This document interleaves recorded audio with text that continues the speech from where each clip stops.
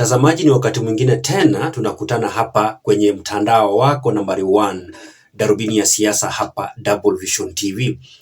Mtazamaji, kuna mahojiano fulani ama kuna video fulani ya mheshimiwa Eugene Wamalwa nataka nikuletee uweze kuisikiza. Kuna mambo mazito sana ambayo ameweza kuyatamka kuhusiana na serikali ya William Samoei Arap Ruto. Ni mambo mengine mengi sana ambayo Wakenya hawakuwa wanayajua, lakini ukiweza kuyasikiza, mpenzi mtazamaji, ni maneno mazito sana, na kuomba kwa hiari yako usiweze kwenda mbali, manake tazama video hii hadi mwisho, na kisha tukutane pale kwenye comment unielezee maoni yako ni yepi kuhusiana na anayoyazungumza Eugene Wamalwa, ambaye ni kiongozi wa chama cha DAP-K na pia alikuwa waziri wa ulinzi katika serikali ya Mheshimiwa Uhuru Muigai Kenyatta. Na kuomba kwa hisani kubwa, iwapo pia unatazama kwa mara ya kwanza, chukua fursa hii mwafaka uweze kubonyeza alama ya subscribe, na pia usikose kupatia hii video thumbs up, manake ile support peke yake unaweza ukanipatia ambayo itanisaidia sana ni kupatia hii video thumbs up ama kubonyeza alama ya like hapo kwenye video. Nashukuru sana, tazama video hiyo hadi mwisho. It is unconstitutional, and we want to tell the president he's not above the constitution. And we had him say in Washington, it is his decision. It is not. Any decision to deploy must be approved by Parliament, must be within our constitution. And if there wasn't a parliament in Haiti, there wasn't a cabinet in Haiti, and the necessary structures to approve, then whatever they signed with Ariel, and it never landed home. You remember the fellow came to Nairobi, the people of Haiti told him, don't come back, stay away with that. If that is the basis of the deployment, it is unconstitutional. It has been raised in court. The court has made a finding on it, and it is unconstitutional. Yet he's going against a court ruling. Eventually, when this happens, and Ruto forces his way because of American dollars or other considerations, and Kenyan children are put in harm's way, and Haiti turns to Haiti, he will be held responsible, especially if it was done unconstitutionally. He will answer to it, to Kenyans. Yeah. It's ridiculous. It's preaching water and drinking wine. Because you cannot say, we don't have money to pay for this, we don't have money to do this. Then the taxes that you keep raising every day from poor Kenyans, you are spending these taxes in a very luxurious way. The wastage that is there, you cannot do that. Other presidents before him have taken commercial flights. I was a minister with Dr. William Ruto in Kibaki's government. Kibaki used to take commercial flights. I was also a minister with him in the cabinet of Uhuru Kenyatta. Uhuru Kenyatta used to take commercial flights. So what is so special about William Ruto that he must hire such an expensive jet all the way from Dubai? It flies in and then flies in. In fact, what Uhuru would do, he would fly to Dubai with a Fokker jet, then board a commercial flight from Dubai to the US. Here is a hustler who is saying, we are doing very badly, we don't have the money, but he would wait for the jet to come for him from Dubai to Nairobi, then fly him. Why didn't he fly with his aircraft that is paid for by Kenyans to Dubai, then connect from there? He would have saved some costs. So we are saying it is something that cannot be justified. It is also a way of the president failing to market Kenya Airways.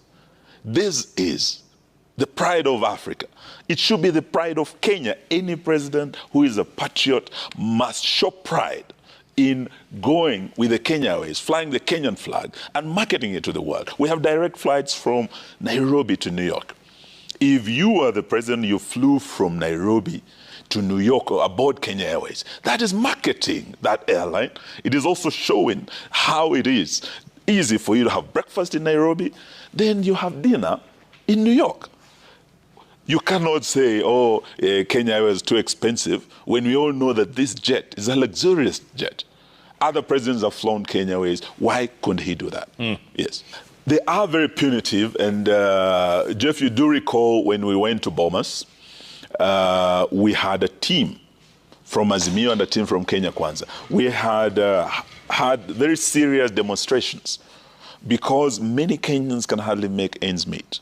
Many Kenyan families can hardly put food on the table. Everything went bottom up, and the taxes went up. You remember they started by doubling VAT from 8% to 16% on fuel. That automatically sent everything from the bottom up. Then now they want to introduce VAT, 16% VAT on basic essential commodities that ordinary Kenyan families use, like bread. Yeah. You also have cooking, edible oil. The minute the price of oil goes up, everything that is cooked would go up. So we are saying this government is totally insensitive.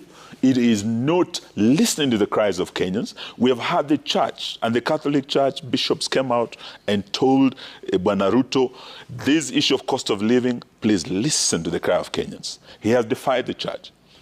We had religious leaders from the Muslim community. We had leaders from the private sector. We had civil society, the opposition. We met the bombers. What they agreed to do was to implement the memorandum that Honorable Ruto had given to Parliament to create the position of Office of Opposition with 2 deputies, create the position of Prime Cabinet Secretary, and also position of more women reps and CDF and Ward Fund. But when it came to Wanjiku, the taxes, they said they will not remove any taxes. Apparently, they had the instructions. When some of us realized these fellows had instructions that a reduction of taxes is a no-go zone, we realized that they had taken us for a ride. And their intention was, because they intended to raise more taxes this year, the trajectory, when you look at the budgetary policy statement from February, is towards increasing more and more taxes. It's going to happen. It happened in 2023. Mm-hmm. Ruto himself said, in 2024 it's happening, in 2025 more taxes will come. So the only situation that, the only solution we have now, and as Azimio we're telling Kenyans, if you'd like to see one day taxes go down, as they did in the days of Mwai Kibaki, then this Zakayo government must go. Well, they might have their way, and Kenyans do know that our members of parliament, and we can say this without any fear of contradiction, that when you're talking about state capture, actually, parliament has been captured. Because you remember many of the members of parliament raised issues with that finance bill. Many Kenyans, when it went through the public participation process, almost 90% of Kenyans said no to that finance bill. But the views of Kenyans were disregarded. Members of parliament who are representatives of the people were summoned to State House. They were told by William Ruto, I would like to see who is going to vote against this bill. Not even a comma should you remove from this bill. That's exactly what happened. It passed as it was. Today we are being told that this bill again, members of parliament are going to be told not a comma. It should go as it is. But we are telling them at the end of the day, Kenyans are watching. Kenyans know that when the finance bill that was most oppressive introduced by this government in 2023 came to the floor of the House, there were 88 members of parliament who stood with Kenyans. They know their names. I was in Western Kenya just over the weekend.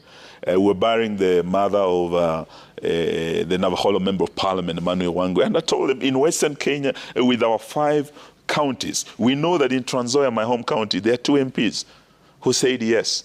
But there are 3 who stood with Kenyans. You go to Busia, there are 2 MPs who voted yes. They are known by these Kenyans. And you come to Kakamega County, there are 2 MPs who voted yes. Kenyans are beginning to look at who is standing with them and who is betraying them. At the end of the day, 2027 is coming. They will answer to Kenyans. And I believe also for Zakayo and his punitive taxes, his day is coming, when Kenyans are going to say enough is enough. Raila Odinga has not been quiet. You remember we were with him in Embakasi South, and he spoke very, very strongly against Zakayo and his punitive taxes. He was very categorical. And he talked at the time when we were looking at many of the victims of the floods, but also he spoke very passionately about the insensitive and inhumane manner in which this government continues to demolish structures. First of all, many Kenyans have been affected by floods. Then, after the floods, come the bulldozers. I was in Gikomba with Honorable Kalonzo, Honorable Kion, and our Azimio team. And Kenyans in Gikomba are crying. Their buildings have been demolished, they have been thrown out. Yet, they have been told, because you are close to the river, you must move 30 meters away. So your buildings must go. But when you go to the leafy suburbs of Runda and other areas, Jeff, where there is houses, prestigious houses are built on riparian land, they're not being demolished. So are these people in Mukuru Kwenjenga, in Mathare, in Kariobangi, in Gikomba, are they children of a lesser God? Our constitution under Article 27 says we are all equal before the law. We cannot have a law for the poor in Mathare and other slum areas. Then we have a law for the rich in Runda and other suburbs. We cannot have that. And this is what is happening under Kenya Kwanza. And as Azimio, we have said we are going to challenge this. We are going to take legal action, as well as that power that has been given by the Constitution of the People, Article 37, for them to demonstrate against these atrocities and abuse of human rights. But the way forward is for Kenyans to realize that they were duped, particularly those who are at the bottom of the pyramid. Those who are called hustlers, those who are called mamambogas. They were told this government will be for hustlers, this government will be for mamambogas. Yet, the hustler-in-chief himself, the hustler government, is the one hurting the most the hustlers down there. Those small businesses that have been destroyed, they are now realizing that probably we thought this hustler was one of us, but he was a wolf in sheepskin. Lakini Waswahili wanasema majuto ni mjukuu.